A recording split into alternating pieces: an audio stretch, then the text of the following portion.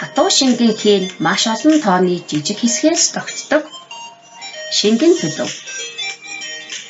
Шингэн төлөвийг бүрдүүлж буй жижиг хэсгүүд нь эмх зэгцгүй байрлаж байна.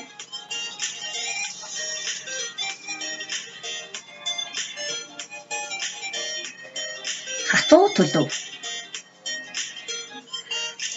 Хатуу төлөвийг бүрдүүлж буй жижиг хэсгүүд нь маш нягт эмх зэгцтэй байрладаг.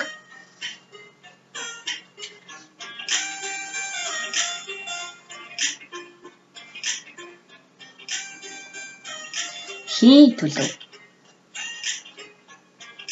Хийн төлөвийг бүрдүүлж буй жижиг хэсгүүд нь эмх замраагүй чөлөөтэй хөдөлж байдаг.